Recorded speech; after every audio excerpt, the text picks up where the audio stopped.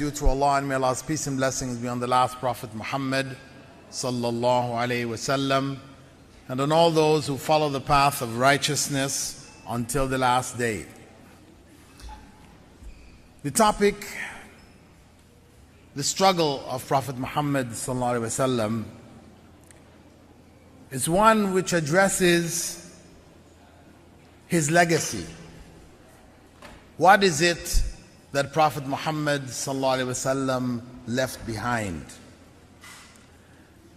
In the Muslim world today, the legacy of Prophet Muhammad sallallahu alaihi wasallam may be looked at as hairs.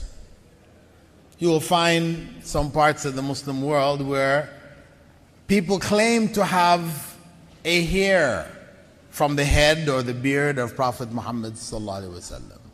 In Kashmir, they even have a mosque, the biggest mosque in Kashmir, a shrine to one of the hairs from the head of Prophet Muhammad sallallahu alaihi wasallam. It's called the Hazrat Bal Mosque.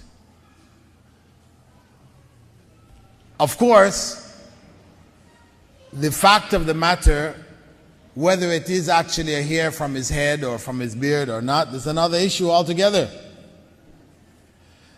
You will also find in different parts of the Muslim world the tooth which was knocked out of the Prophet ﷺ's mouth in the Battle of Uhud. One of his teeth was knocked out. And in Pakistan, they claim to have the tooth. In Morocco, they claim to have the tooth. In Turkey, they claim to have the tooth. And a number of other countries. He only lost one tooth, but this is the legacy. And you will also find his sandals in the Topkapi Museum in Istanbul. You'll also find the cloak that he wore, his sword, and a variety of other artifacts which are attached to Prophet Muhammad ﷺ. And people go there, and will rub the cases in which these artifacts are and rub it on themselves, believing that the barakah of these artifacts will be transferred to themselves. So the legacy in the minds of many ignorant Muslims is the artifacts and bits and pieces that were left behind, which people claim were from Prophet Muhammad sallallahu alaihi wasallam. However, none of these artifacts, not a single one of them, can be authentically attributed to Rasulullah sallallahu alaihi wasallam.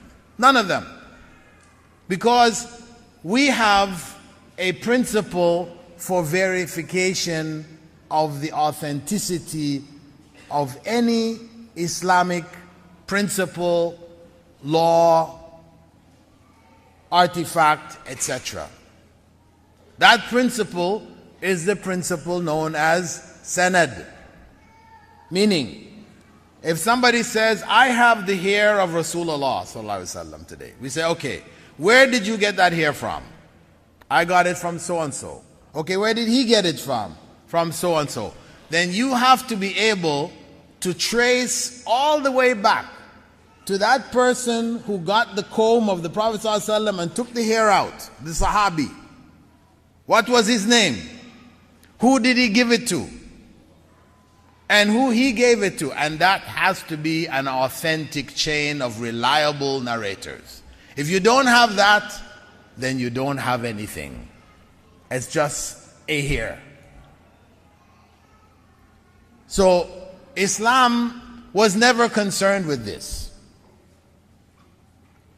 You don't hear the leading scholars of Islam concerned with these artifacts which are now found in the Muslim world.